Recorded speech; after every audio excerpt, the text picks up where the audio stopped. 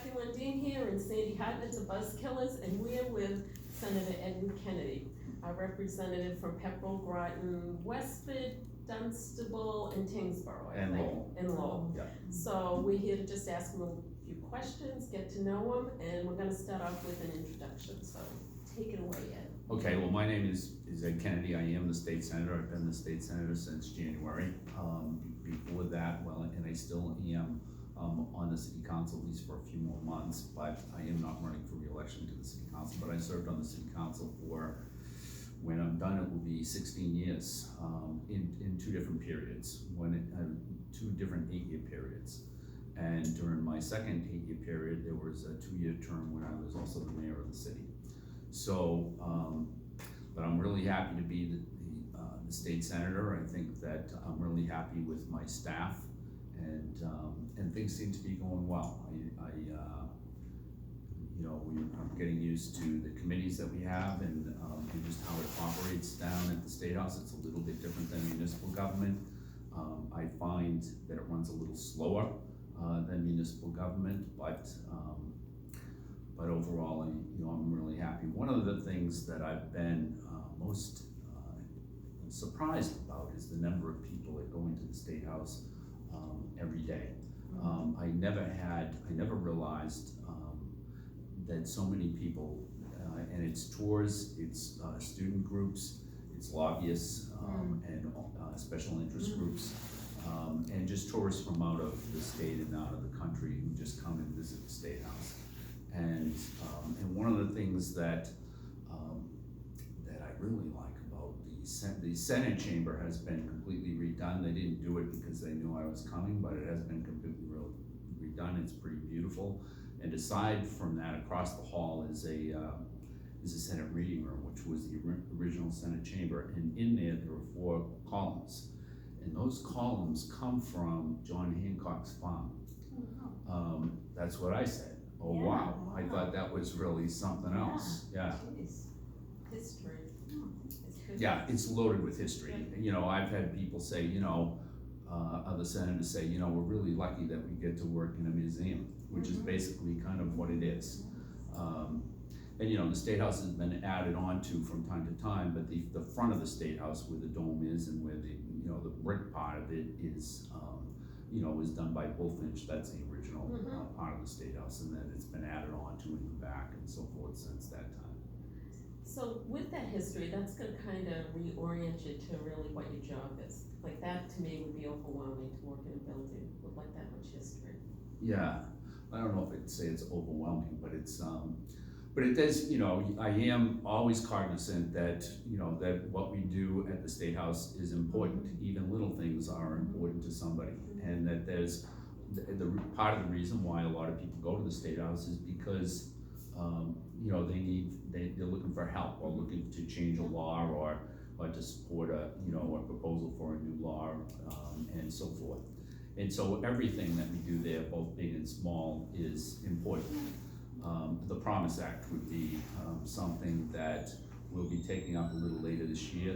The Senate has just recently completed its budget, and so is the House. And so I think when the conference committee finishes, which should be at the end of the month, there'll definitely be more money for public education.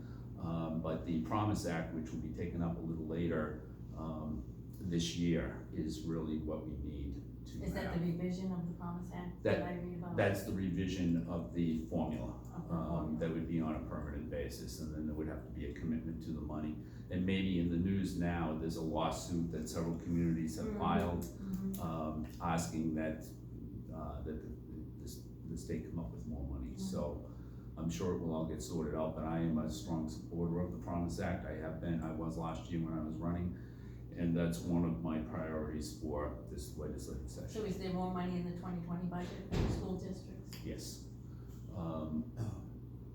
Yeah, over 200 million, 228 million, I think, 268 million, I'm sorry, more than last year in the Senate version. The House version is a little bit less, I think by about $50,000, $50 million. That will be all ironed out. Did that come from new taxes, or was that just?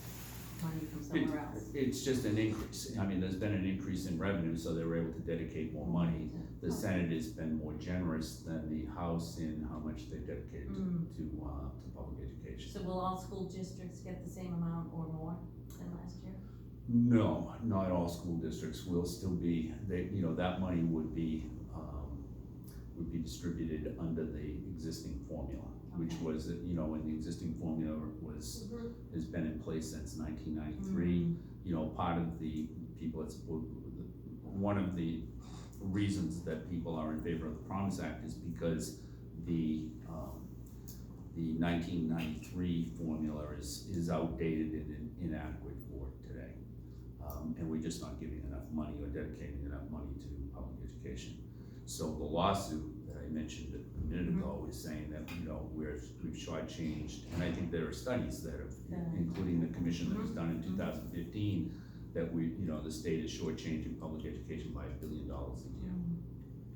That's all I want. So what districts do you foresee getting the bulk of the money? The bulk, well, Is it gonna be, well, like she said, fair across the board, or are some districts gonna get Well, more, others gonna get less? yeah, I think the whole reason for redoing the formula is to make it more fair and equitable than what it is now. And what is it So- gonna be based on to make it more fair and equitable? Like, what are you adding to the formula? Well, to change it? it changes, it looks at transportation, for one thing, and so there'd be more money for transportation. Everybody complains to me about Yeah. transportation. And in the Senate budget this year, excuse me, we've increased the amount that we have for transportation for regional schools, of which Groton is a regional school. So, and I indicated that to the chairman of the board here in Groton, that that it would go from, I think it's maybe in the 60% range up to 82 or 85% this year, which is not 100%, but No. it's a lot more money. Couple, something like that. Yeah, Yeah, and, transportation. yeah, so, that's one area, special ed is another area, English as a second language is a third area, and low income, so, but what we did was an analysis back in the spring of what it would mean, what the Promise Act would mean to every community in my district, and it was going to mean that every community would receive more money. That they didn't receive the exact same amount of more money, but everybody received more money. I mean, the smallest community in my district is Dunstable, so you can't think that they would get as much money as, say, Lowell, which has more challenges than Dunstable and represents basically about 50% of my district. Okay, now, healthcare, any Healthcare. ideas on healthcare? What's your position It seems like on there's no healthcare? cost controls in healthcare. No, there aren't any cost controls on Okay. healthcare, and there aren't any cost controls on really, Higher education, like college costs too. well, which one do you wanna talk about Healthcare, first? go to healthcare first. So- We'll do healthcare first. We'll do healthcare. It's true, I think, well, those two things affect middle class citizens most. Yes, they- Healthcare costs and education costs. Yes. For their children. All right, well, let's do, We'll do healthcare. Do okay, healthcare. let's do healthcare first. I think that we need to make changes with healthcare. I think that we need to make changes as to how much people pay for pharmaceuticals. There is legislation to do that, various amounts of various bills to do that, and I'm hopeful that we can make some kind of inroads with that. It is difficult, I think, to, you can pass a bill which you may think is perfect in the Senate, and then you have to get it by the House, which is generally more conservative than the Senate. And then after that, you have to get the governor to agree as well. So, And then you can veto them though. the Oh, governor right. vetoes, Yeah. Yeah. and then you can override the Right, veto. that's- Yes, yeah. yeah. So, I'm hoping that we can make, good headway this year, with pharmaceuticals and with healthcare costs. On higher education, I'm in favor of, reducing student, loan debt. And I filed legislation that would do that in a couple of different ways. I know, one of my colleagues, Eric Lesser from, Western Massachusetts, filed a bill which would basically, what the bill would do is write off $10,000 of your student loan debt if you, after you graduated, you stayed in Massachusetts. And there are other states that have done the same thing. Maine and I think Vermont have both done that, but those are states that have trouble keeping their graduates. So a lot of times people will go to college in Maine, they might go to Bowdoin or the University of Maine or wherever, and the same thing with Vermont, with UVM. But then after they graduate, they don't stay there, they leave. And so those states, in an effort to try to keep those people, have done that. We don't have that problem in Massachusetts, and in fact, those people that come from Maine and Vermont, there's a good likelihood that they would go to Massachusetts, right? Because Massachusetts just a little, in character is a little different than those other two states. But there are other things that we can do to help reduce student loan debt. I think that student loan debt just has a tremendous negative impact on the economy in general. So that you have young families who aren't able to buy a home, or if they're able to buy a home, they're not able to buy a home, as big a home as, or as expensive a home as they would like to, because they're carrying that debt, and that debt goes on for a long, long time. Or their parents are helping out and using Yeah. retirement funds to help pay the debt. Right. Pay their debt. Right, and also in Massachusetts, we've gotten to a point now where we have two generations of student loan debt. So that you've got students who have incurred student loan debts and graduated, and their parents are still paying off their student loan debts. And it's just, it's just gotten out of control, and it's not just in Massachusetts, it's nationwide, it's over well over $1 trillion, and it's a big problem, it's something that needs to be addressed. And some of these things, like healthcare and like student loan debt, are really things that should be addressed by the federal government. Those are really federal problems that should be dealt with in Washington, but Washington is not doing that. So what you find is, and this is a complete difference, I think, in the way government works. It used to be, back in, say, the 1940s, 1950s, 60s, even the 1970s, that most of the ideas and initiatives and proposals would come from the federal government, and then would trickle down to the states and then to local government. Now it's completely flipped, so that the ideas instead go up to the federal government instead of the other way around. I don't know if that's better, but I think it's just partly out of frustration because of the gridlock in Washington that just doesn't seem to stop, and their refusal to really deal with important issues like healthcare and like student loan debt. The student loan debt, is there any way to control college costs before kids graduate?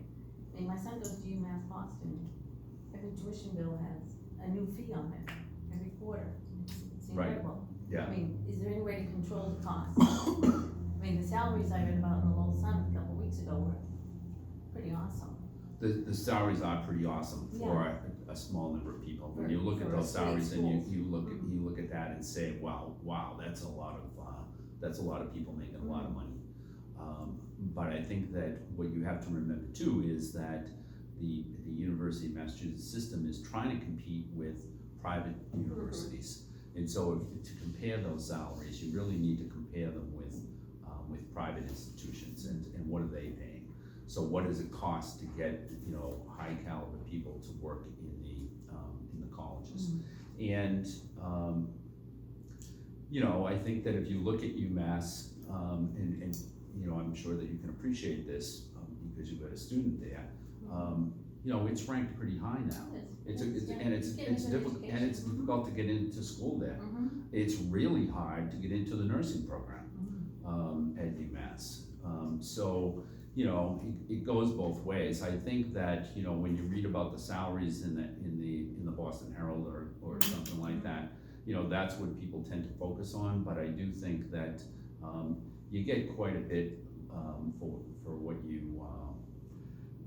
you pay for in terms of the University of Massachusetts. It doesn't mean that I'm not interested in keeping those costs as low as possible.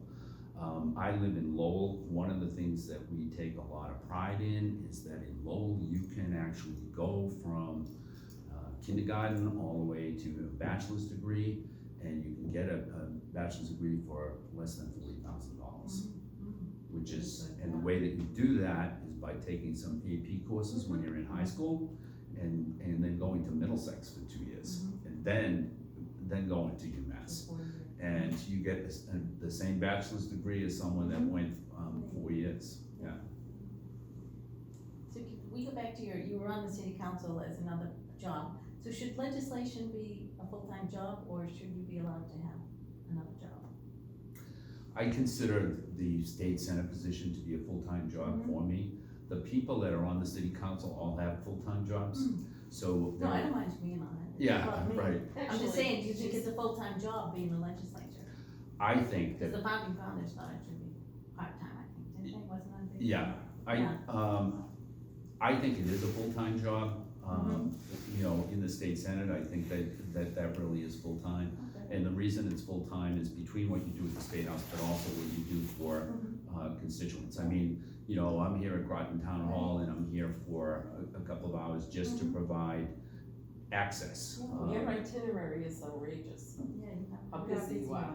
Yeah. That's what we're saying. Yeah. It's, you have a very busy itinerary. Yes. I don't know how you manage it all. Well, so far, I've You enjoy it. been, yeah, Seems like, I do enjoy yeah. it. But it also, sometimes I'll step back and say, you know what? I'm just doing government, like, full-time, like it's my whole life. Yeah. And, you know, and even last night, there was I'm on the steering committee of a caucus, and so the people on the steering committee wanted to have a meeting last night, and they wanted the meeting to start at 8:30. So they were texting around saying, all right, is everybody gonna be all set for 8:30 last night, right? So I was like, wait a minute, the Bruins, game 7 is on at like 8 Yeah, it o'clock. was, yeah. And so one of the responses that came back was, well, I'm a Bruins fan too, which is why I just wanna have the meeting for like 30 minutes. But to me, that's like a whole period. Right, yeah. So anyways, it's, you know, that kinda happens. But overall, it's, I enjoy it. I think it's gotten to be a full-time job. I mean, you know, we do office hours here, but I'll do office hours in every community, in my district on a regular basis. So, and I think that that's important. And I think it's important that people in every community feel like, that I'm accessible and a state senator for them. We appreciate you talking about it. In addition to that, one of the things that I inherited was a TV show. So, We watched Yeah, that made me Oh, think did that you? I had to change our name. well, yeah, I felt like you guys were like. I did that, Yeah. I just had to call ourselves. Yeah, Right. We didn't watched have it, yeah. Yeah, so the Beacon Hill Buzz, and so, that's kind of fun, but it's also very different, I find, to be hosting and asking the questions. You know, you're much more cognizant of the time. When people are asking you the questions, you don't really care about the time, it's just, you know, I'll stay on and talk as long as you want, but, when you're on the other side, you know, you've gotta make sure, you know, that you get everything in within an allotted amount of time, and that you don't run, you know, have a big gap in time. Yeah, both ways. Yeah, it was a good show, I did Yeah. watch it. Yeah, Watched the it. Beacon Hill Buzz, Yeah. so, Yeah.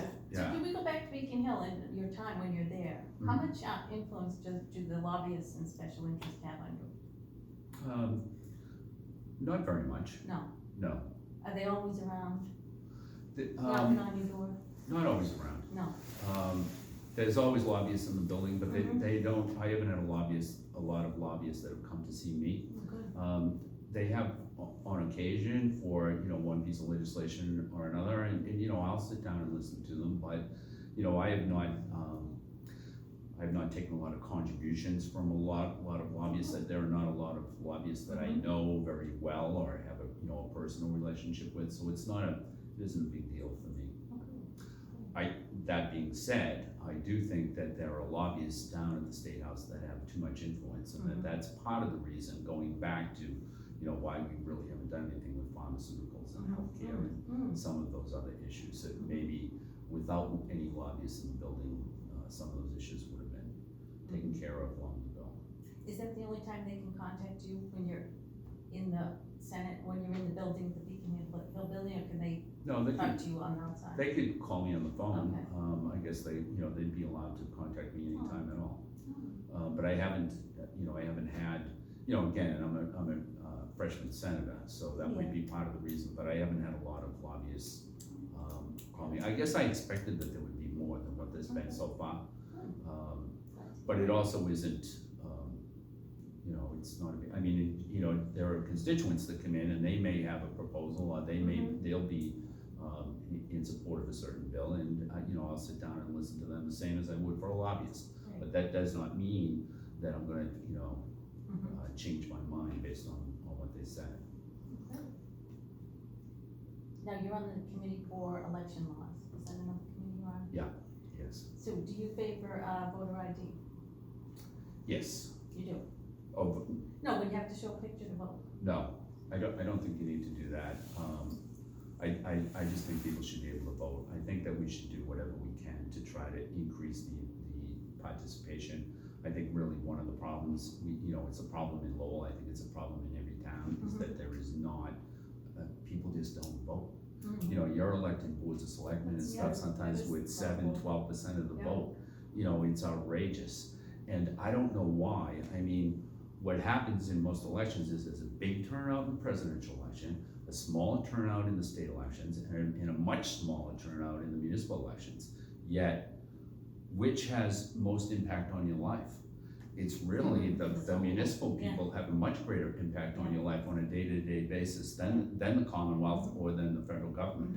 But for whatever reason, people they just don't vote. At the same time, I've had discussions with people who have said, well, we should just try to get people to vote no matter what. And I don't think that that's smart to do that, because you really don't want people to go vote just for the sake of voting if they don't know who they're voting for, because then they could be voting for the wrong person. So, so I'm not sure that that's a good idea, but I do think that people should get a little more educated, that we should do whatever we can to try to increase voter participation. Should only citizens be allowed to vote, or should it be open to anybody? I think that just citizens should be allowed to vote.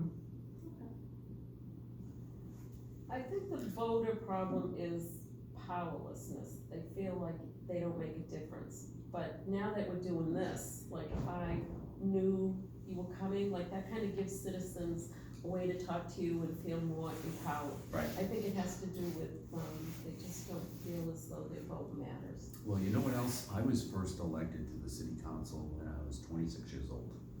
And I won by one vote. Literally one vote out of, and I got like, I don't know, 9,500 votes or something like that, and I ended up winning by one vote. And so the guy that lost was one vote behind me. The guy who was ahead of me in 8th place was only 8 votes ahead of me. So we ended up having a 3-way recount that lasted 4 days. And it was paper ballots. It was back before there were any voting machines, so they were all ballots with X's on them. And after the recount in 4 days, it turned into a landslide. I ended up winning by 23 votes. But you know, I do think that maybe if I had lost by one vote, so in other words, if the guy that I beat, if his, you know, say a couple in his neighborhood that didn't vote, if they had voted, maybe he would have won the recount. So every vote truly does count, and there are other incidents like that. There was one guy who ran for governor's council out of Lowell several years ago, and he ended up going, and the guy that he ran against didn't vote. And he was in Florida at the time because he was overconfident about the fact he was gonna win. So he ended up, he and his wife, neither one of them voted, and it came back, and it was a one vote thing. So if he had had those 2 votes, he would have won, but that went back and forth through the courts all the way to the SJC. And I think part of the reason it went all the way to the SJC was it was for governor's council. So, and the person who won by the one vote ultimately prevailed and held the office. But, you know, there are other little anecdotes like that just show you that every vote does count and it does matter. And even, you know, even if you think that it doesn't, it does. You know, even in a presidential, and I think some people have this attitude that Massachusetts is a very blue state. So if you're a Republican, what's the point of voting, right? You're just gonna get slammed. But it still is important that you vote and participate. And, you know, maybe there'll come a day when all of a sudden the Republicans will win in Massachusetts. But that day is never gonna come if Republicans stay vote, home. yeah. Not that I'm trying to get Republicans to come out and vote, No. but, No, but it's true, yeah. I have a question about the revitalization money you've approved or you've put in the budget for Pepperell. yes. What's the timeframe on that and how does that work? What are the steps to it eventually ending up in Pepperell? What we did was to go to every community and ask them what they needed, in what they would like to see in the budget. And Pepperell had two amounts of money, that was, pretty reasonable amounts, and it is for traffic improvements. That money would be available to them, as soon as the budget's done and signed by the governor, which this year probably will be by July 1st. So that would be available. We've also put in money in the budget for $98,000 for Groton, for the senior center, for for something having to do with the heating system. It escapes me now exactly what it was for, but I know in the House side, they got $50,000 and, the town came and said, we really need 98 is what it's gonna cost, so we gave them the exact amount, and the exact amount is what was approved in the Senate budget, so. Give us a little civics lesson. A bill starts off in the House. Yeah. Is that how it works? Then it moves to the Senate. Well, it can start off in either one, Oh, okay. but let's have it just start off in the House, so the bill starts off in the House, and then it would go to a hearing. So first it would be assigned to a committee. Okay. Alright, so then the committee would hold a hearing on the bill, and then the committee would then make a recommendation on the bill to the full House. And then it would be taken up for a vote in the full House, and then, assuming that it would pass, then it would come over to the Senate. Now, many of the committees that we have are joint committees that are comprised of senators and state reps, and so, there wouldn't necessarily need to be a subsequent hearing. Okay. If that was the case, if it was from a joint committee. So then the Senate would take it up, and it would be, assuming that it would be, approved by the Senate, then it would go to the governor for signature. And then if the governor didn't wanna sign it, then it would come back, and there could be, an override with a veto if that was, and that's kind of the way it goes. So while we're talking about money, Pepperell needs a safety complex. Now, does the state have anything to do with those kind of buildings? Is there any money available Is there from any the money state available? for a town? Yeah, Or it would have to be in the budget? it would have to be in the budget, you're talking about a lot of money. I know. Yeah, Yeah. you're talking about maybe $50 million, Oh, yeah. Probably about 8. I don't know. I think Ten. Roberts was 7. Well, what do you I mean, don't know. do you mean it would be the police station and the fire Like you give me station? Pepperell money for sidewalk repair or something, or whatever we have in the budget now. Right, Yeah, money to help build. It would be a combination, police, fire. it would be more likely and more reasonable to expect that maybe you could get money put in the budget, not this year, because it would be too late, for a study, a feasibility study, to see, how big it needs to be, where it should be, that type of thing, and then go forward from there. But ultimately, for the construction, that would be something that I would expect the town would bond for. Okay. So just borrow the money. Do a and debt pay it exclusion back. type thing? Is You that could a do bond? debt, What's the difference between, what would be a bond, how would that debt work? exclusion means that you take, Yep, we did that for the fire truck. yeah. Yeah. Alright, so debt exclusion, you kind of take that away, take it off the tax rate, and it's a separate assessment. Right. Sometimes they do that at condominium developments, right? If you're in a condominium association and, you have a budget every year, but then on this 1 year, maybe you need, new windows or a new roof for the whole complex. And so there would be a special assessment just for that, for the roof, just to pay the roof, that would be different from over and above what you would pay for your condo fee. Is it a law to have a feasibility committee, or is there a way to get around that?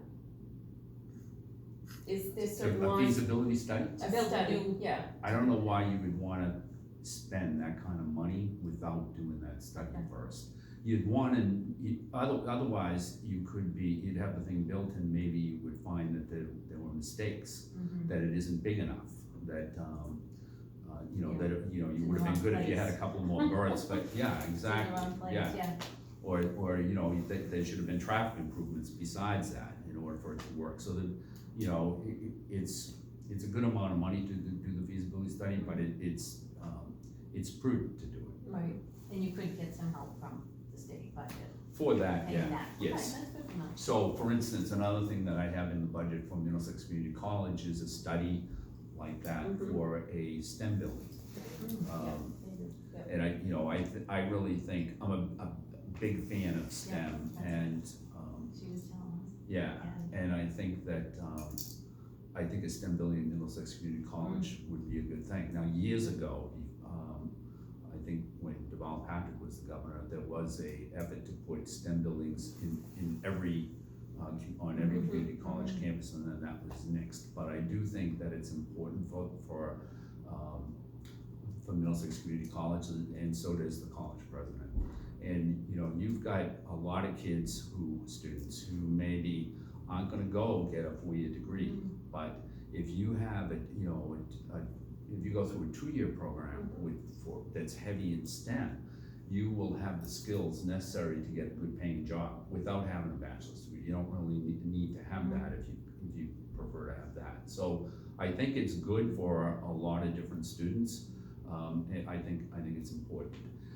Even for, if you went to community college and you were looking to go to a 4-year college, you would have an easier time maybe getting into that 4-year college at the end of the 2 years, if you had a strong STEM curriculum.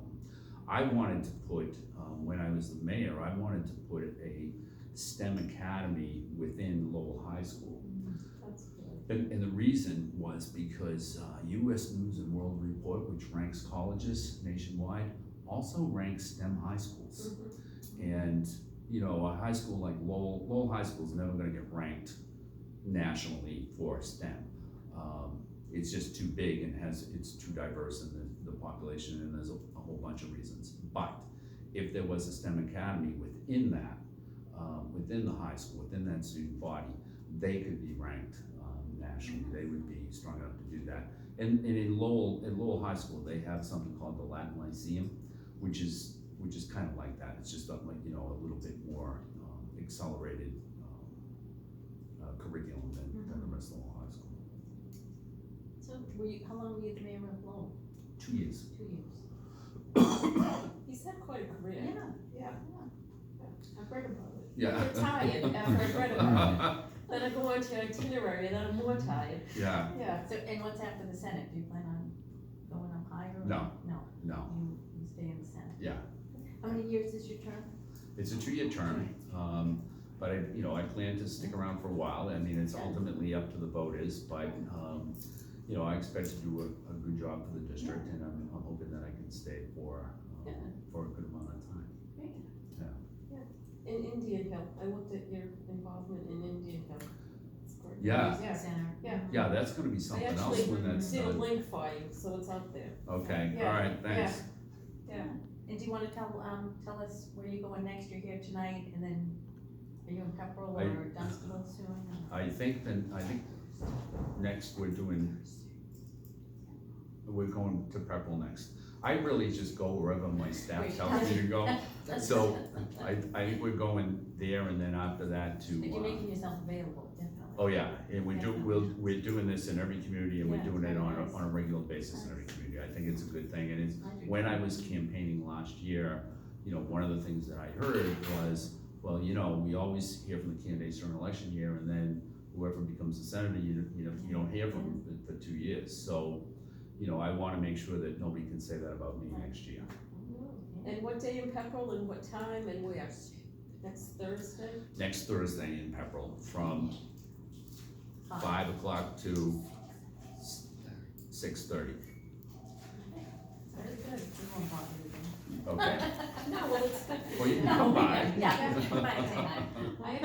I don't have any more questions. No, it's great, thank you. It's very Okay. good. Yeah, no. All right, well, thank you. Wonderful. No, Yeah, thanks. thanks. Thanks so All right, much. take care. Oh, Nice to meet and you. wait a minute, he wants to be in the 4th of July parade this year. In Yeah. Pepperell, In yes. Pepperell. Yes. Yeah, Yeah, great. thank you. I missed the photo.